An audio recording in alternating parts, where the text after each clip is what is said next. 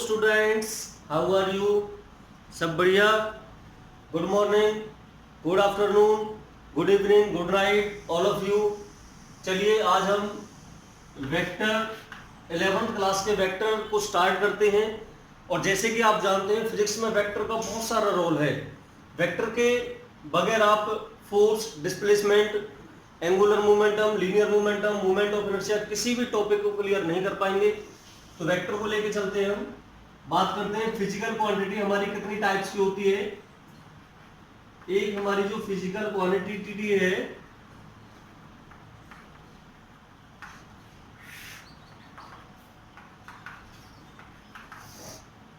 Three types की होती है बच्चा। सबसे पहला आता है स्केलर, और सेकंड रहता हमारा वेक्टर, और थर्ड रहता है हमारा टेंसर। टेंसर के बारे में हम ज्यादा नहीं पढ़ते, 11th में है नहीं टेंसर के बारे में। बात करते हैं हम स्केलर और वेक्टर क्वांटिटीज के बारे में। तो स्केलर क्वांटिटीज हमारी वो फिजिकल क्वांटिटी हैं विच पोसेसेस ओनली मैग्नीट्यूड, जो केवल क्या रखती हैं, पोसेसेस ओनली मैग्नीट्यूड, जो केवल कुछ गुणांक रखती हो, मैग्नीट्यूड रखती हो, वो हमारी स्केलर क्वांटिटी है। और वेक्टर क्या रहेंगी, possesses both magnitude as well as direction. Magnitude के साथ साथ क्या रखती हैं, ये डायरेक्शन भी रखती हैं। ये भी मैग्नीट्यूड डायरेक्शन रखती हैं, लेकिन ये प्लेन में लाई करने के बाद स्पेसिफिक डायरेक्शन नहीं कर सकते हम इसका। तो टेंसर क्वांटिटी हमारी जैसे कि प्रेशर होती है, ईच पार्टिकल पर लगती है, सभी डायरेक्शंस को फॉलो करती है। प्रेशर हो गया, स्ट्रेन हो गया, स्ट्रेस हो गया, तो ये सभी क्या हमारी टेंसर क्वांटिटीज होती हैं। यहां देखिए वेक्टर में आप जानते हो एक तो मैग्नीट्यूड, और मैग्नीट्यूड के साथ साथ डायरेक्शन, दोनों को ओबे करता है ये। और ये केवल मैग्नीट्यूड, इसमें मैग्नीट्यूड रहेंगे। जैसे मैं कहूं कि मुझे इस पॉइंट से 5 किलोमीटर जाना है, तो ये जो 5 किलोमीटर ये हमारा मैग्नीट्यूड है। अब उसने कोई स्पेसिफिक डायरेक्शन नहीं बताई, किधर जाना है, लेफ्ट जाना, राइट जाना, नॉर्थ, साउथ, ईस्ट, वेस्ट, कुछ भी नहीं पता। तो ये क्या हमारा केवल स्केलर क्वांटिटी है। यदि मैं ये कहूं कि हमको 5 किलोमीटर नॉर्थ में जाना है, कहां जाना है, नॉर्थ में, तो अब ये क्या हो गया, ये हमारी वेक्टर क्वांटिटी होगी, क्योंकि मैग्नीट्यूड भी और उसने क्या दे दी हमें, डायरेक्शन भी दे दी। तो 5 किलोमीटर हमें कहां जाना है, नॉर्थ में जाना है। तो इस तरह से हम वेक्टर और स्केलर क्वांटिटियों को क्लासिफाई करते हैं। बहुत सारे एग्जांपल हैं जो हमारी स्केलर क्वांटिटियों को डायरेक्टेड होती हैं। जैसे मैं कहूँ 5 किलोग्राम प्लस 7 किलोग्राम, तो दोनों 12 किलोग्राम, यानी कि डायरेक्टली ऐड हो गए। जबकि वेक्टर का हम डायरेक्ट एडिशन नहीं कर सकते, इसमें बहुत सारे रूल लगते हैं जिनको हम वेक्टर एल्जेब्रिक रूल्स कहते हैं। तो वो आगे कराए जाएंगे आपको। तो सबसे पहले जो हमारी स्केलर क्वांटिटी है, इसमें बहुत सारे एग्जांपल है। जैसे हमारी डिस्टेंस होगी, हमारी स्पीड होगी, हमारा क्या हो गया, मास हो गया, हमारी क्या होगी, लेंथ होगी, हमारा क्या हो गया, टाइम हो गया। ये सभी क्या है, हमारे स्केलर क्वांटिटी है। जबकि हम वेक्टर क्वांटिटी की बात करें तो बहुत सारे एग्जांपल है हमारे। डिस्प्लेसमेंट हो गया, आपकी क्या होगी बच्चा, वेलोसिटी होगी, और वेलोसिटी के बाद आपकी क्या होगी, फोर्स हो गया, आपका एक्सेलरेशन हो गया, और आपका बच्चा लीनियर मोमेंटम हो गया, पी होता है जो, एंगुलर मोमेंटम हो गया, एल होता है जो, टॉर्क हो गया। बहुत सारे अनेक एग्जांपल है हमारे किसके, वेक्टर के। तो इसके बाद हम बात करते हैं एक्सियल वेक्टर और पोलर वेक्टर, यानी कि टाइप्स ऑफ वेक्टर। वेक्टर कितने तरह के होते हैं हमारे स्टूडेंट्स। अब हम बात करेंगे पोलर और एक्सियल वेक्टर। ये हमारे दो तरह के वेक्टर होते हैं मेनली। तो पोलर वेक्टर कौन से वेक्टर होते हैं, ये वो वेक्टर रहते हैं जिनका स्टार्टिंग पॉइंट होता है, यानी कि दे पोसेसेस स्टार्टिंग पॉइंट और द पॉइंट ऑफ एप्लीकेशन। क्या लिखेंगे हम, those vectors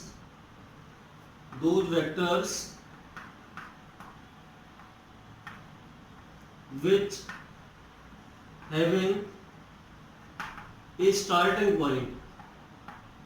having a starting point और पॉइंट ऑफ एप्लीकेशन। जैसे कि मैं ये बता दूं, कोई बॉडी है हमारी और इस बॉडी पर यदि कहीं फोर्स एक्ट करेगा तो हम फोर्स ऐसे क्यों दिखाएंगे कि इस डायरेक्शन में फोर्स एक्ट कर रहा है या हमारा इस डायरेक्शन में फोर्स एक्ट कर रहा है। तो ये क्या हो गया इसका स्टार्टिंग पॉइंट। यदि इसका पॉइंट ऑफ एप्लीकेशन है तो वो कौन सा रहेगा, हमारा पोलर वेक्टर रहेगा। बात करते हैं हम एक्सियल वेक्टर की, तो ये क्या रखते हैं, those vectors which shows the rotational effect, जो कैसा इफेक्ट दिखाते हो, रोटेशनल इफेक्ट, किसके along, x along the axis of rotation, किसके अलोंग, एक्सिस ऑफ रोटेशन। और किसके द्वारा चलता है ये, according with the Maxwell screw rule, एक तरह से स्क्रू रूल के अकॉर्डिंग चलता है ये। तो कैसे दिखाएंगे हम इसे, ये किसी भी रोटेशनल मोशन में एक्ट करता है। देखिए बच्चा, जैसे हमने ये प्लेन ले लिया, इस प्लेन में इस तरह से को हमने रोटेशन दिखा दी, तो ये जो बच्चा रहेगा हमारा, देखिए यदि हमारी जो रोटेशन है वो एंटी क्लॉकवाइज डायरेक्शन में है, किसमें, एंटी क्लॉक, तो ये हमारी कौन सी डायरेक्शन होगी बच्चा, देखना एंटी क्लॉकवाइज डायरेक्शन होगी। कौन सी डायरेक्शन है ये, एंटी क्लॉकवाइज डायरेक्शन। और ये हमारी क्या है, ये बच्चा एक्सिस ऑफ रोटेशन है, हमारी एक्सिस ऑफ रोटेशन, जिसके अबाउट वो क्या कर रहा है, रोटेट कर रहा है कोई बॉडी। तो ये हमारा क्या दिखाएगा, यहाँ से एक्सियल वेक्टर को रिप्रेजेंट करेगा। इसको रिप्रेजेंट करेगा एक्सियल वेक्टर को। बहुत सारे वेक्टर हमारे, जैसे हमारा टॉर्क हो गया, एंगुलर मोमेंटम हो गया, और आपकी एंगुलर वेलोसिटी होगी, ये सभी हमारे रोटेशनल मोशन पर क्या करते हैं, वर्क करते हैं। तो यदि आपका कैसा हो, देखो यदि मैं पेज को ऐसे अंदर की तरफ करूं ऐसे, तो रोटेशन क्या होगी हमारी, ये कौन सी रोटेशन है, क्लॉकवाइज, अंदर की तरफ जाएगा, तो डाउनवर्ड आएगा वो। और यदि मैं उसे ऐसे करूं एंटी क्लॉकवाइज, तो वो बाहर की तरफ जाएगा, ये निकल रहा है जैसे, तो वो क्या है हमारा, ये हमारा एंटी क्लॉकवाइज रोटेशन में कैसे जाएगा, अपवर्ड जाएगा। तो दूसरा मैं डायग्राम इस तरह से दिखा देता हूँ। ये भी हमारा क्या है, प्लेन हो गया कोई, और ये हमारा रोटेशन,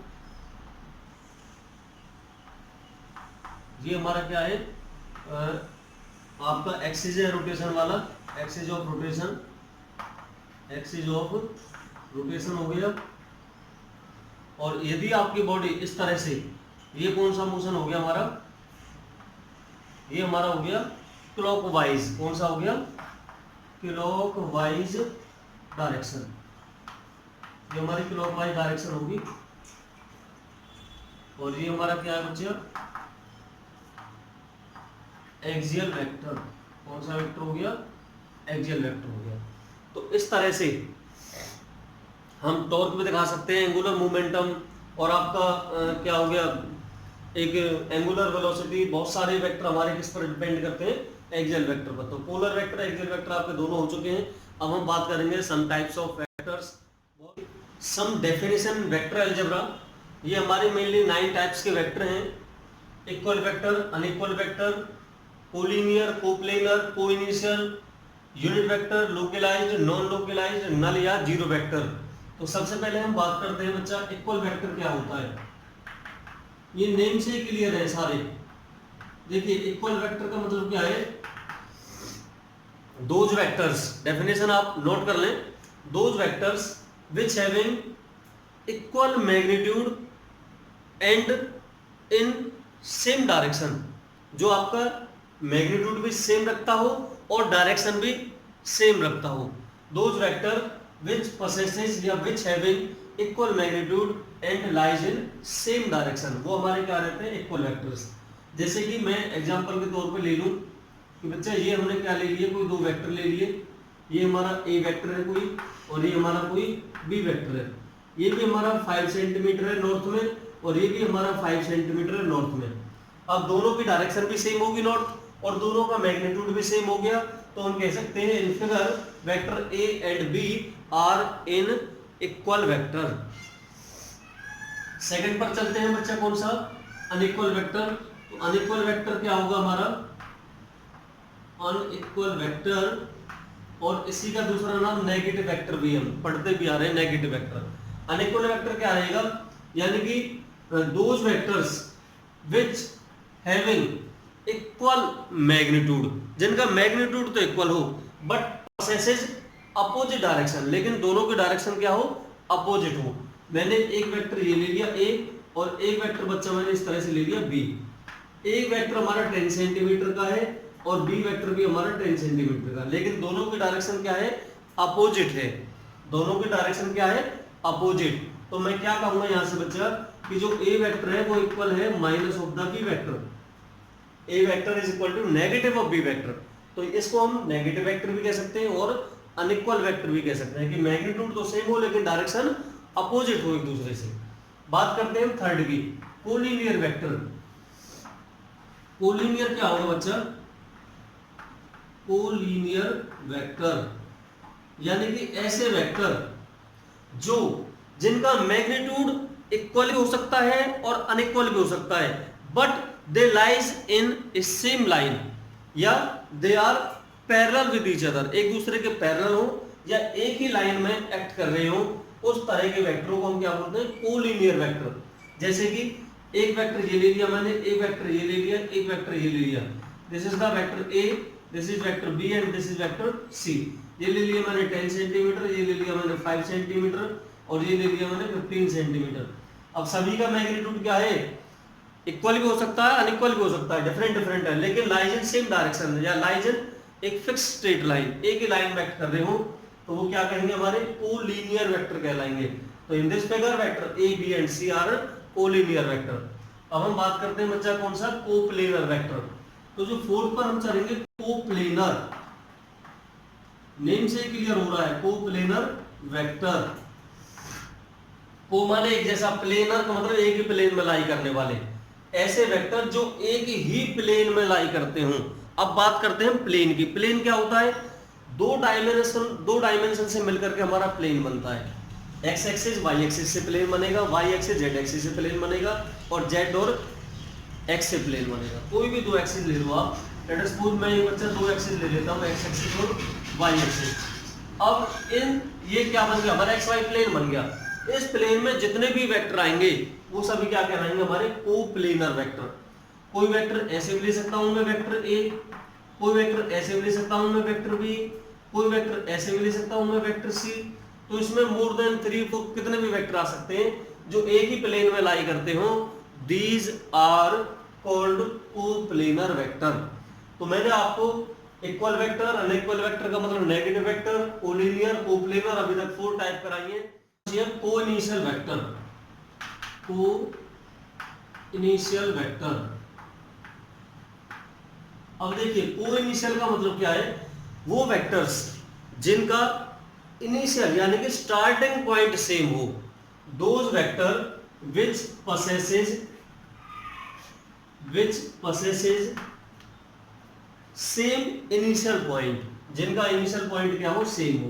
एक वेक्टर हो गया, ये दूसरा वेक्टर हो गया और ये हमारा तीसरा वेक्टर हो गया। तो हम ये कहेंगे कि हमारा A B and C vectors are coinitial vectors. किसी भी पॉइंट में हम ओ से स्टार्ट हो रहे सारे वेक्टर्स। अब हम बात करते हैं बच्चा, फिफ्थ भी हो गए, 6 की बात करते हैं, यूनिट वेक्टर। ये 6 हमारा सबसे ज्यादा पूछे जाने वाला वेक्टर होता है, यूनिट वेक्टर। देखिए इसे हम रिप्रेजेंट करते हैं बच्चा ए यूनिट कैप से, ए कैप से, कैप कह सकते हैं, इसका हेड कह सकते हैं। तो ये क्या होता है, मैं इसकी डेफिनेशन लिख देता हूं, दोज वेक्टर्स या a unit vector is that vector which having a unit magnitude and possesses a specific direction,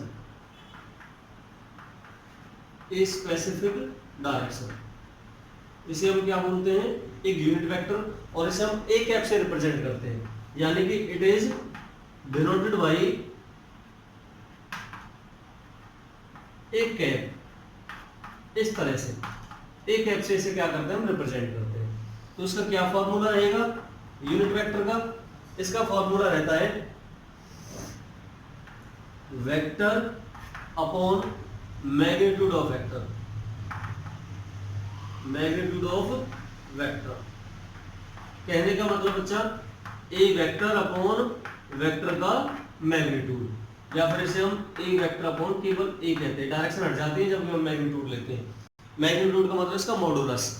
तो ये हमारा क्या हो गया एक तरह से, ये हमारा हो गया बच्चा यूनिट वेक्टर हो गया।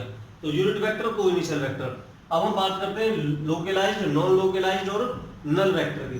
तो देखिए वैसे आप जानते हैं जो वेक्टर है हमारा, वेक्टर क्या होता है, दो चीजें लेकर के चलता है, एक उसका हेड होता है और एक उसकी क्या होती है टेल। टेल माने क्या होती है पूंछ, और हेड माने उसका सिर।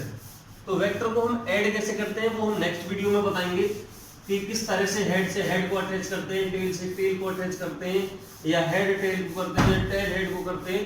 तो इनका जो भी लॉजिकल मेथड है वो हम अपने नेक्स्ट वीडियो में लेकर के चलेंगे। आज की जो वीडियो रहेगी वो केवल यहीं तक रहेगी। ये आपको 11 टाइप्स के वेक्टर कराए जाएंगे। जो हमारा 7th है, अब वो कौन सा हमारा लोकलाइज्ड, लोकलाइज्ड वेक्टर। और लोकलाइज्ड वेक्टर का दूसरा नाम बेटा फिक्स्ड वेक्टर भी कहते हैं। इसे हम क्या बोलते हैं, फिक्स्ड वेक्टर। इसको हम कहेंगे those vector whose initial point is fixed या whose one end is fixed, जिसका एक एंड फिक्स हो वो क्या कहलाएगा हमारा फिक्स्ड वेक्टर या लोकलाइज्ड। ऐसे दिखा सकता हूं मैं, यहां से किसी वेक्टर को मैंने फिक्स कर दिया, ये फिक्स हो गया इसका, this is the fixed point.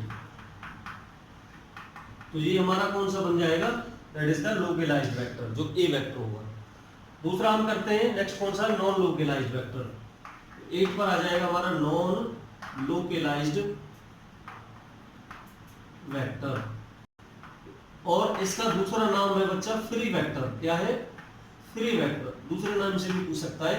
तो ये क्या होगा, ये इसका जस्ट अपोजिट है, those vector whose initial point is not fixed या whose initial point is free।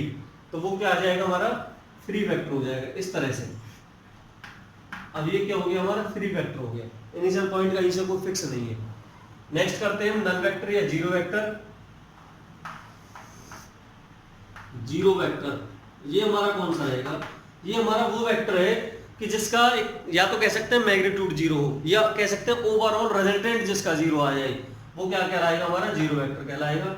जैसे हम कहते हैं जीरो ए, तो अब इसका मैग्नीट्यूड जीरो होगा, ऑटोमेटिकली क्या बन जाएगा वेक्टर जीरो बन जाएगा। तो ये हमारा क्या है जीरो वेक्टर और नल वेक्टर। अब ये दो बहुत इंपॉर्टेंट है हमारे डिस्प्लेसमेंट और कौन से पोजीशन वेक्टर, इन दोनों को कराएंगे हम। अच्छा बहुत ज्यादा पूछे जाने वाले हैं दोनों ये, एक कौन सा हमारा डिस्प्लेसमेंट और एक कौन सा हमारा पोजीशन वेक्टर। इंपॉर्टेंट है एग्जाम के व्यू से भी और वैसे भी समझने के लिए भी, क्योंकि इन्हीं के बेसिस पर बहुत सारी चीजें हम क्लियर करेंगे आगे। नेक्स्ट है बच्चा हमारा पोजीशन वेक्टर। इनको आप अच्छे से समझे। पोजीशन वेक्टर कौन सा होता है, द वेक्टर विच रिप्रेजेंट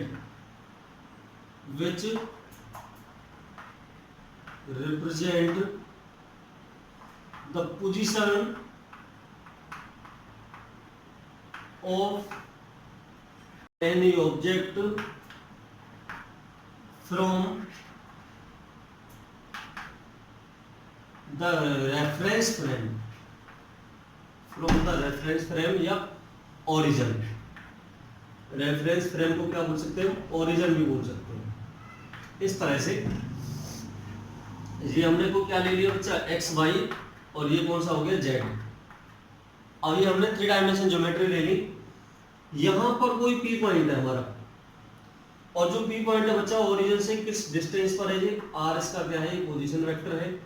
अब इस आर पोजीशन वेक्टर को कैसे निकालेंगे हम, जो पी पॉइंट है इसके कुछ ना कुछ कोऑर्डिनेट होंगे, कोई लोकेशन होगी इसकी। तो कोऑर्डिनेट मान लिया मैंने बच्चा इसका x, y, z।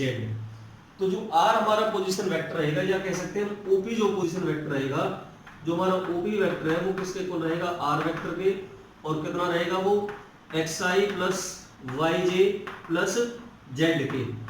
अब आप जानते हो i j k ये क्या हमारे यूनिट डायरेक्शन वेक्टर होते हैं, where i j k is called the unit direction vector. हम जानते हैं हमेशा एक्स एक्सिस में क्या होता है I unit cap, Y axis में क्या होता है बच्चा जी यूनिट कैप, और जेड एक्सिस में क्या होता है के यूनिट कैप। यदि मैं इसका मॉड निकालूं या मैग्नीट्यूड निकालूं या मॉडुलस वेक्टर कहूं तो कैसे निकालते हैं बच्चा, ओपी का मॉड कर दो आप, या मैं यहाँ आर वेक्टर का मॉड कर दूं तो कैसे निकलता है, इसका जो मॉड रहता है वो स्क्वायर रूट रहता है। क्या रहता है, स्क्वायर रूट।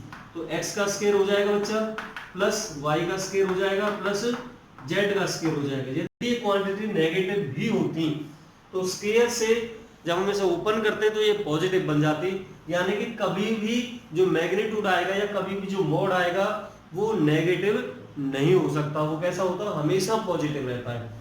तो इस मेथड से हम इसका मॉड या मैग्नीट्यूड या मॉडुलस निकाल सकते हैं। और ये हमारा क्या है, पोजीशन वेक्टर है r equal to xi plus yj plus z K. हमने पोजीशन वेक्टर पढ़ लिया, अब हम बात करते हैं डिस्प्लेसमेंट वेक्टर की। ये भी बहुत इंपॉर्टेंट वेक्टर है हमारा डिस्प्लेसमेंट वेक्टर, और इसके लिए हमें थोड़ा सा वेक्टरों को जोड़ना और घटाना आना चाहिए, तभी आप डिस्प्लेसमेंट वेक्टर निकाल सकते हैं। तो डिस्प्लेसमेंट वेक्टर निकालने से पहले मैं थोड़ा सा आपको वेक्टरों को अरेंज करने का सिस्टम बता देता हूँ कि वेक्टरों को हम अरेंज कैसे करते हैं। वेक्टर अरेंजमेंट कैसे अरेंज करेंगे बच्चा वेक्टर को, ये देखिए ये वेक्टर ऐसे होता है हमारा, कोई भी वेक्टर, ये इसके क्या होता है हेड और ये क्या होगा इसका टेल। दो तरह के ऑर्डर होते हैं वेक्टरों को जोड़ने के, एक हमारा सेम ऑर्डर, एक होता अपोजिट ऑर्डर। तो वेक्टर जो ऐड करे जाएंगे वो तो सेम ऑर्डर में, लेकिन जब भी कभी रिजल्टेंट निकलता है वो हमेशा अपोजिट ऑर्डर में रहता है। यदि मैं बहुत सारे वेक्टरों को जोड़ूं, एक वेक्टर ये ले लिया हमने, अब एक वेक्टर हमने ये ले लिया, एक वेक्टर ये ले लिया, अब क्या तरीका आएगा कि पहले का हेड, ये जो पहला है हमारा हेड को नेक्स्ट के टेल के साथ ऐड करेंगे हम, तो इसका हेड यहां पहुंच जाएगा। अब इसका हेड दूसरे के क्या आएगी, टेल आएगी, तो इसका हेड यहां पहुंच गया। लेकिन जब भी इसका रिजल्टेंट निकलेगा तो रिजल्टेंट, अब ये जैसे क्लोजिंग साइड होगी इसका रिजल्टेंट निकालने के लिए, तो इसका हेड से हेड अटैच होना चाहिए। ये हेड से हेड अटैच होगा तभी ये क्या बनेगा, रिजल्टेंट बनेगा। और रिजल्टेंट क्या रहता है, सम ऑफ द ऑल वेक्टर्स, सभी वेक्टर का सम। जिस भी तरह से हम निकालते हैं वो इसके मेथड आते हैं, प्रॉपर्टी आती है, किस तरह से हम इसका रिजल्टेंट निकालते हैं। तो हम बात करते हैं बच्चा वेक्टरों को जोड़ने का तरीका, हेड से टेल, हेड से टेल, हेड से टेल, और यदि हेड से हेड हो तो वो क्या बनेगा, वहां रिजल्टेंट वेक्टर। तो रिजल्टेंट वेक्टर की पहचान भी यही है कि हेड से हेड मिल जाए तो वो क्या बनता है, रिजल्टेंट। और इसी को हम अपोजिट ऑर्डर भी कहते हैं, हेड से हेड मिलने को, हेड से टेल मिलने को सेम ऑर्डर कहते हैं। ये आपके जब आप triangle law, parallelogram law, polygon law, vector addition पढ़ोगे तब आप इन चीजों को अच्छे से समझ पाओगे। अब हम बात करते हैं बच्चा, हमारा जो इंपोर्टेंट टॉपिक है वो कौन सा बचा, वो बचा हमारा डिस्प्लेसमेंट वेक्टर। तो हमारा लास्ट है ये डिस्प्लेसमेंट वेक्टर। अब डिस्प्लेसमेंट वेक्टर होता क्या है, यानी कि ये कोई हमने एक प्लेन ले लिया एक्स और वाई, यहां कोई हमने क्या ले लिया, कुछ पोजीशन ओ से ये हमने पी तक की कोई पोजीशन ले ली बच्चा, इसको हम क्या नाम दे दें, R1 का नाम दे दें, R1। ये हमारी क्या होगी, कोई दूसरी पोजीशन होगी P से Q तक की, और इसका नाम दे दें हम R2। देखिए ये इसका क्या है, ओरिजिन, और ये इन दोनों पे क्या है, हेड। अब कोई वेक्टर P से Q तक चल करके आ रहा है इस तरह से, ये तो इसकी यदि मैं टेल यहां मानूं तो हेड यहां होगा इसका। अब देखिए हेड से हेड अटैच हो गया, तो अब आपको रिजल्टेंट सर्च करना, रिजल्टेंट कौन सा है। पहले देखिए बच्चा टेल, टेल से हेड गया, दूसरे की टेल और पहले का हेड, यानी कि सेम ऑर्डर है, सही जुड़े हुए हैं।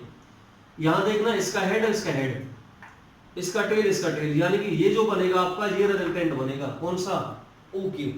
OQ यहां से रिजल्टेंट वेक्टर बनेगा, क्या बनेगा, रिजल्टेंट वेक्टर।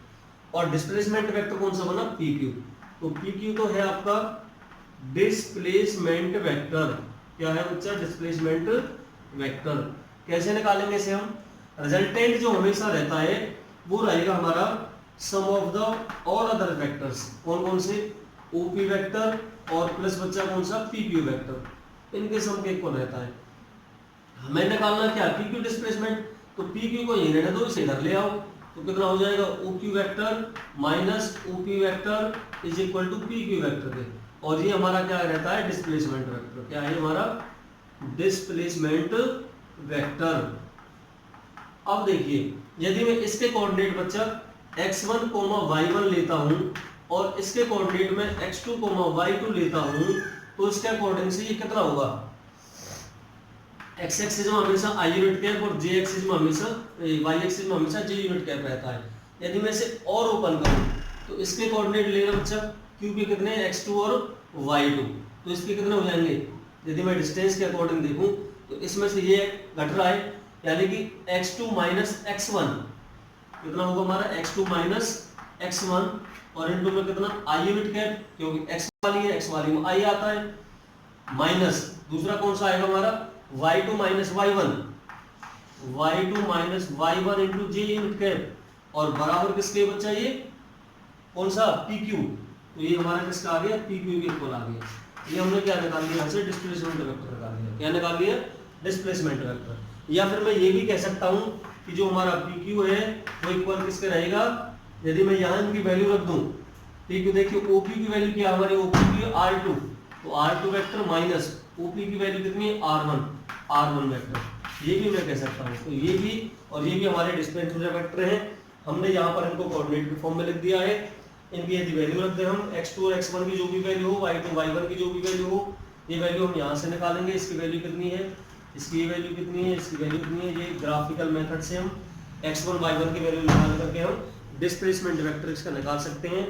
आप इन सारे वेक्टरों को रिवाइज करें, वीडियो को अच्छे से देखें, लाइक शेयर सब्सक्राइब करना।